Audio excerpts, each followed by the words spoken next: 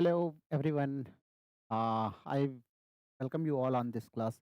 चलिए इस क्लास में आप सभी का स्वागत है। Altigrade mains exams for which we have just started our mains preparation, descriptive exam preparation. The continuation to that, today I have another topic that is ballot. Ballot exam में आएगा। व्हाट इज बैलेट, तो कैसे आप लिखेंगे, क्या answer कैसे होने चाहिए।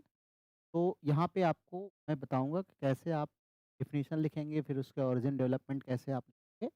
इन सब चीज़ों के बारे में हम डिस्कस करेंगे। ये हमारा एक छोटा-सा वीडियो 15-20 मिनट का होगा। तो बहुत ही इंटरेस्टिंग ये होगा। कारण इसका है कि आप एग्ज़ाम्स अब मेंस देने जा रहे हैं। मेंस एग्ज़ाम में आपको इस बात का ध्यान रखना होता है कि आपको राइटिंग करते समय अपनी लैंग्वेज पर साथ-साथ में अपने कंटेंट पर काम करना। कंटेंट आपके पास तभी आ सकता है जब आप कंटेंट को 1 बार, 2 बार, 3 बार रीड करते हैं। उसके लिए चूँकि हमारे पास टाइम इतना कम है कि हम उस टाइम फ्रेम में सारे कंटेंट को, बहुत सारे कंटेंट को पढ़ नहीं सकते। तो हम आपके लिए सिलेक्टिव कंटेंट ले आएँगे, जहाँ से आपको लगभग-लगभग 200 से मैक्सिमम क्वेश्चंस आपको सॉल्व करवाएँगे एक-एक करके। हमारा जो ऐप है लिटरेचर क्रैकर, वहाँ पर आपको मिल जाएगा सारा। जहाँ पर आप उसको हूबहू अगर तैयार कर लेते हैं, जैसे आपने यूनिवर्सिटी लेवल एग्ज़ाम्स में तैयार किए होंगे, ग्रेजुएशन मास्टर्स में लिखने के लिए, उसी प्रकार से आप तैयार करके जाएँगे, तो आई होप कि ज़्यादातर क्वेश्चंस आपको वहाँ से मिल जाएँगे और उसको आप लिख देंगे तो आप अच्छा स्कोर कर सकते हैं। तो उसी में जैसे बैलेट से क्वेश्चन आता है आपके एग्ज़ाम में, व्हाट इज़ बैलेट? आपको मान लीजिए रोमांटिक पीरियड से कोरिलेट करके दे दिया लिखने के लिए ना, या आपको दे दिया right a short note on the development of ballad in the romantic period. तो आपको बैलेड की डेफिनेशन, उसका ओरिजिन के बाद उसके डेवलपमेंट के बारे में थोड़ा-सा जानकारी ज़रूर होनी चाहिए। तो आप शुरुआत कहाँ से करेंगे, तो हम लोग देखते हैं। जैसे सपोज़ करिए आपके एग्ज़ाम में बैलेड आया, तो आप सबसे पहले डेफिनेशन बैलेड की देंगे।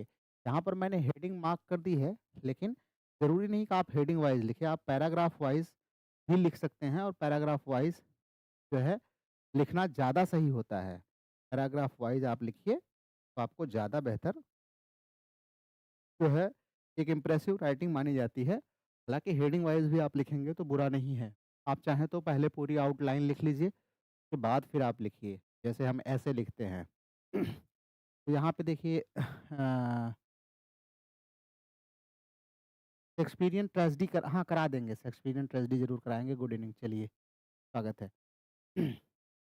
बैलेड आइए देखते हैं, तो बैलेड है क्या? बैलेड आप लोगों को मैंने पहले भी पढ़ा है। बैलेड एक हमारा ऐसा नैरेटिव पोएम होता है, is a narrative poem that tells a story. तो ध्यान रखना, ये दिमाग में आपके होना चाहिए। एग्ज़ामिनेशन में आप एग्ज़ैक्ट डेफिनिशन नहीं याद कर पाए हैं और रट हम कितना रट सकते हैं? आपके दिमाग में आना चाहिए कि नैरेटिव पोएम होती है। नैरेटिव पोएम होती है मतलब थोड़ी-सी लंबी है ये, और साथ-साथ में क्या होगी, ये एक स्टोरी बताती है और बहुत ही सिंपल और musical manner, in a simple and musical manner. तो एक स्टोरी है जो कि नैरेटिव फॉर्म में होती है, ये आपको ध्यान रखना है। ट्रेडिशनली अगर हम देखें जो हमारा बैलेड है, तो it were mean to be sung. तो ये आपको याद रखना है कि हमारा जो बैलेड है, ये गाने के लिए इसका यूज़ हुआ था ना, आर रिसाइटेड और पास्ड ओरली। तो ध्यान रखना, शुरुआत में जब हम थे तो हमारे पास ओरल ट्रेडिशन था। कोई भी पोम थी, कोई भी हमारा जो है कह सकते हैं कि म्यूज़िक था, उसका एक ही तरीका था ट्रांज़िट करने का, दैट वाज़ ओरल ट्रेडिशन।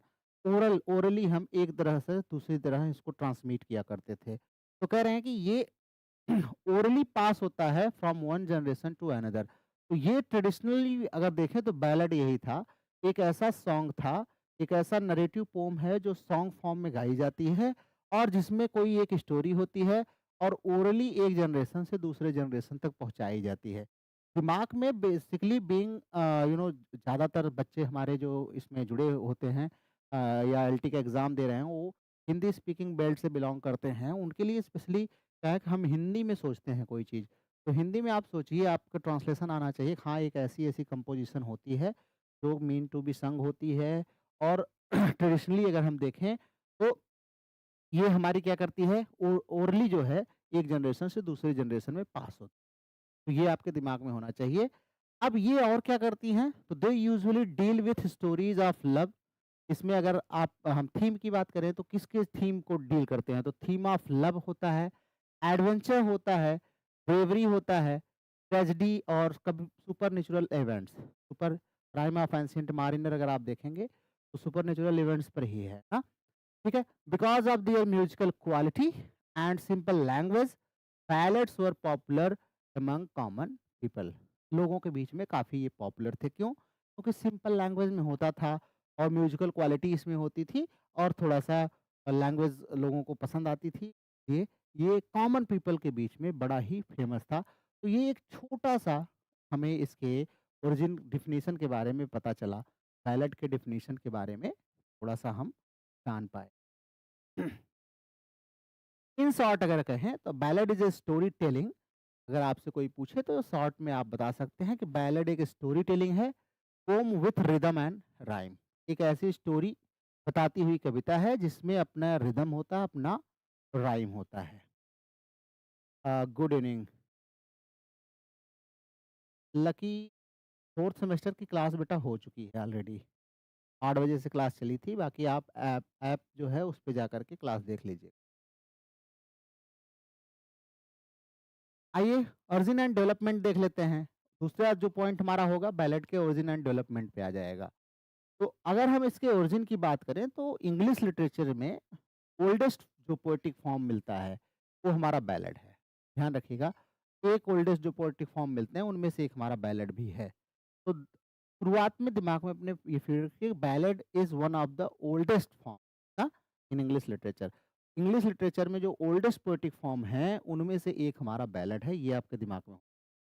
अब ये ओरिजिन कहाँ हुआ, तो it originated in medieval Europe around the 14th century.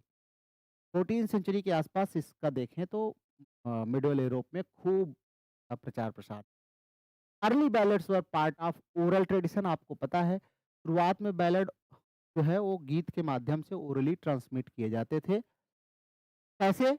And were sung by wandering मिन्स्ट्रेल्स ना, जो गवैये होते थे वो घूम घूम करके वो गाया करते थे। Since they were transmitted orally, they often had no known author. चूँकि ये ओरली ट्रांसमिट होते थे, कोई उनके बारे में ज़्यादा हमारे पास सोर्स नहीं होता था। कभी कोई इधर जाता था, उधर जाता था, कोई ज़्यादा सोर्स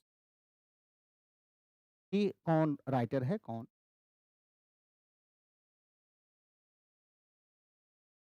विथ टाइम धीरे-धीरे समय बीता, पोएट्स बिगेन राइटिंग बैलड्स डिलिबरेटली। धीरे-धीरे लोगों ने जानबूझकर जो पोएट्स थे वो गाने लगे, लिखने लगे, adopting the traditional form to literary purposes. अब इन्होंने जो ट्रेडिशनल ओरल फॉर्म था उसको लिटरेरी पर्पज़ से लिखना शुरू कर दिया। Thus the ballad evolved from folk tradition to a respected literary। आइए हम structure, metre and rhyme scheme देख लेते हैं।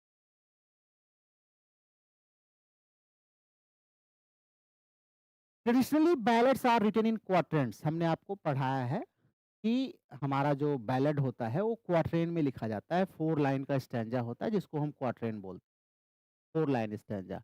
और इसकी राइमिंग जो होती है हमारी ए, बी, सी, बी, ऐसे हमारी राइमिंग ठीक है? और इसके मीटर को हम बैलेड मीटर के नाम से भी जानते हैं। तो ध्यान रखिएगा, हमारी जो बैलेड होती है वो क्वाट्रेन में लिखी जाती है और मोस्ट कॉमन राइम स्कीम इसमें एबीसीबी होती है, जहाँ पर सेकंड एंड फोर्थ लाइन जो है वो राइम करती है। सेकंड एंड फोर्थ बी देख रहे हैं, ये राइम करती है, ये आपको ध्यान रखना है। मतलब आप ए लिखिए, बी लिखिए, सी लिखिए और फिर सेकंड वाले को रिपीट कर दीजिए, ए बी सी बी। तो ये हमारी राइम स्कीम होती है जिसको हम बोलते हैं कौन सी राइम, बैलेड राइम। ठीक है, क्या बोलते हैं, बैलेड राइम बोलते हैं। ये कॉमन मीटर होता है। इसमें जो है अगर हम देखें तो इसकी एक खासियत क्या होती है, इसमें जो हमारा 4 लाइन होती हैं, 4 लाइन में हमारा जो पहला फर्स्ट और थर्ड लाइन होता है ये 8 सिलेबल का होता है, अर्थात टेट्रामीटर में होता है। टेट्रामीटर में, टेट्रामीटर में। और दूसरा और चौथा जो होता है वो 6 सिलेबल में होता है, 6 सिलेबल में होता है, अर्थात ट्राईमीटर। ये आपको ध्यान रखना, ठीक है? आयम्बिक ट्राइमीटर और iambic tetrameter. First and third line iambic tetrameter मतलब टेट्रा मतलब 4 तो 8 सिलेबल हो गए और ट्राइमीटर मतलब 6, ठीक है? तो ये आपको ध्यान रखना है। बहुत सारे बैलेट्स हैं जो रिफ्रेन को भी यूज़ करते हैं अर्थात लाइन रिपीट होती रहती है, स्टैन्ज़ा रिपीट होता रहता है, जो कि म्यूजिकल इफ़ेक्ट देता है, ठीक है? रिफ्रेन का भी यूज़ इसमें किया जाता है। अब कुछ इसके कैरेक्टरिस्टिक्स हैं, तो इनके बारे में भी हम थोड़ा-सा देख लेंगे। कैरेक्टरिस्टिक्स हमारी जो हैं, सिंपल एंड डायरेक्ट लैंग्वेज में लिखी जाती है। ये बहुत इंपॉर्टेंट ध्यान रखिएगा फीचर्स हैं। इसकी लैंग्वेज सिंपल होती है, डायरेक्ट लैंग्वेज होती है। स्ट्रॉन्ग नैरेटिव एलिमेंट इसमें यूज़ किए जाते हैं। म्यूजिकल रिदम होता है, राइम होता है। Use of dialogue and repetition होता है, जो रिफ्रेन हम आपको बता रहे थे। Focus on action rather than detailed description. Action पर ज़्यादा बेस्ड होता है, डिटेल्ड डिस्क्रिप्शन नहीं होता। Often begins abruptly and ends suddenly ना, तो अब्रप्टली शुरू होता है और सडनली ये एंड हो जाता है। टाइप्स ऑफ बैलेट देख लेते हैं, ये बहुत इंपॉर्टेंट है। बैलेट्स के क्या-क्या टाइप्स हैं? तो बैलेट्स में अगर हम देखें तो हमारा फ़ोक बैलेट जिसको हम ट्रेडिशनल बैलेट बोलते हैं। फ़ोक बैलेट्स ये सबसे अर्लीएस्ट फॉर्म ऑफ बैलेट्स हैं, जो है जब से ओरल ट्रेडिशन हमारा है बैलेट का तब से ये एग्ज़िस्ट करते हैं। तो they existed in oral tradition before being written down. तो दीज़ बैलेट्स ये हमारे जो बैलेट्स होते हैं usually tell stories of love, वही लव, हीरोइज़्म यही सब जो है ये स्टोरीज़ एडवेंचर की बताते हैं, ठीक है? आइए, एग्ज़ाम्पल में अगर हम देखें तो फ़ोक बैलेड में हमारा जैसे बारबरा एलन की रॉबिन हुड का बैलेड, ये देखेंगे ये सारे हमारे किस में आएँगे, ये सब हमारे फ़ोक बैलेड में आएँगे या जिसको ट्रेडिशनल बैलेड बोलते हैं। ये बैलेड इम्पोर्टेंट है लिटरेरी और लिरिकल बैलेड्स। आपको पता है 1798 में लिटरेरी बैलेड्स जो है नाम से लिरिकल बैलेड्स नाम से एक कलेक्शन ऑफ पोएम पब्लिश हुई थी। तो ये ballads were written by known poets that are inspired by folk ballad. तो इसको नॉन पोएट्स लोग लिखते हैं, लेकिन ये इंस्पायर्ड होता है फ़ोक बैलेड से ही। They retain the narrative quality but allow more freedom. तो इनके स्टाइल में थोड़ा-सा ज़्यादा फ्रीडम होते हैं, सब्जेक्ट मैटर भी ये चेंज कर देते हैं। जैसे कॉलरिज का राइम ऑफ द एंशिएंट मारिनर है, कीट्स का ला बेल्डैम, सैंस मर्सी, ये सब हमारे जो है लिटरेरी बैलेड में आते हैं। देन एक हमारा टाइप है मॉडर्न बैलेड का। मॉडर्न बैलेड हमारा जो है अगर हम बात करें तो खास करके 20th सेंचुरी में इसका खूब यूज़ हुआ है। ये बैलेड नैरेटिव सॉन्ग्स को यूज़ करते हैं, स्पेशली लव सॉन्ग्स, ठीक है? ये स्ट्रिक्टली ट्रेडिशनल मीटर को फॉलो नहीं करते, अर्थात ये जो ए-बी-सी-बी वाला मीटर है, इसको ये फॉलो नहीं करते हैं, ठीक है? ये राइम और इन सब को फॉलो नहीं करते हैं। हालाँकि म्यूजिकल क्वालिटी इनमें होती है, सॉन्ग फॉर्म में होते हैं, तो बहुत सारे नैरेटिव सॉन्ग्स जो हैं, वो हमारे बैलेड हैं, जिनको मॉडर्न बैलेड कहा जाता है। कुछ एग्ज़ाम्पल्स अगर हम देख लें तो राइम ऑफ एंशिएंट मारिनर हमने आपको बताया ही, नाम याद रखिएगा, एग्ज़ाम्पल कोट करना पड़ेगा आपको। जॉन कीट्स का ला बेल्डम सैंस मर्सी, उसके बाद the ballad of reading girl Oscar Wilde का, ये काफ़ी फेमस है, और एनाबेला ली का, एडगर एलन पो का एनाबेला ली। ये हमारे कुछ बैलेड्स हैं जो आपको जानने चाहिए। इनका इम्पोर्टेंस क्या है? तो हिस्ट्री, कल्चर और जो पॉपुलर बिलीफ्स हैं किसी सोसाइटी के, उसको जो है प्रिज़र्व करने के लिए बैलेड जो है शुरुआत में सॉन्ग फॉर्म में ओरली ट्रांसमिट किए गए, बाद में रिटन फॉर्म में इनको किया जाने लगा। तो बैलेड्स हमारे लिए इम्पोर्टेंट हैं because they preserve history, history को प्रिज़र्व करते हैं, culture, popular beliefs of society को ये प्रिज़र्व करने का काम करते हैं। They also bridge the gap between music and poetry. Music और पोएट्री के बीच में जो गैप होता है, उसको भी ये क्या करते हैं, गैप को फिल करते हैं। Through ballads common people could express emotions and experiences in a memorable form, ठीक है? चलिए, नाउ टू कंक्लूड, बहुत ही सिंपल 300-400 वर्ड में आपका ये आंसर है। कंक्लूजन में आप लिखेंगे कि इस प्रकार से हम ये देखते हैं कि बैलेड एक बहुत ही सिंपल लेकिन फिर भी पावरफुल पोएटिक फॉर्म है, जिसमें स्टोरी होती है, म्यूजिक होता है, रिदम होता है, इमोशन होता है, ठीक है? ये चेंज हुआ है, टाइम के साथ ये चेंज हुआ है, बट अब भी ये काफ़ी इम्पोर्टेंट पार्ट ऑफ लिटरेचर है। तो यहाँ पर आकर के आपका ये बैलेड, तो आपको एकदम संक्षेप में, एकदम छोटे में लिखना है, क्यों? वर्ड लिमिट का ध्यान बहुत रखना है बच्चों, ध्यान रखना, वर्ड लिमिट अगर आप क्रॉस करेंगे तो आप नेगेटिव मार्किंग के शिकार हो।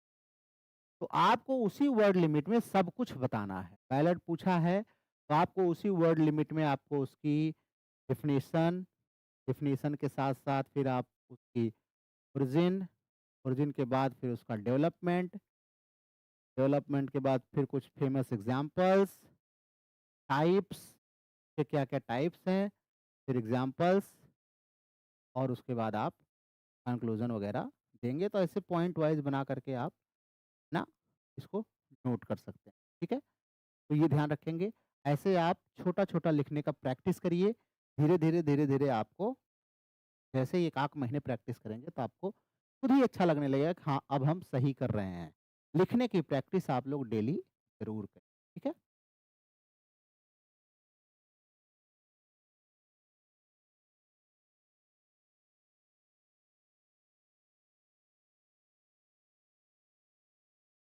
कोई बात नहीं है। एलटी में 95 क्वेश्चन बन रहा है, नेगेटिव के बाद होगा, बिल्कुल हो जाएगा, क्वालीफाई हो जाएगा। डोंट वरी, बिल्कुल होगा, आप मेंस देंगे। ठीक है? तो चलिए, आज के लिए बस इतना ही। बाकी आप हमारा जो ऐप है, उसपे आपके कोर्सेज़ चल रहे हैं एलटी ग्रेड के, वहाँ से आप उसको हैं, जहाँ पर आपकी और भी क्लासेस आपको मिल जाएँगी। तो आप डिस्क्रिप्शन बॉक्स में जाके या प्ले स्टोर पर लिटरेचर क्रैक का ऐप डाउनलोड करके वहाँ पर लॉगिन कर लीजिए। वहाँ पे हम आपसे मिलेंगे और भी जो चीज़ें हैं उस, ठीक है? तो चलिए, thank you very much. Have a sound sleep. आप लोग आराम, गुड नाइट यू ऑल।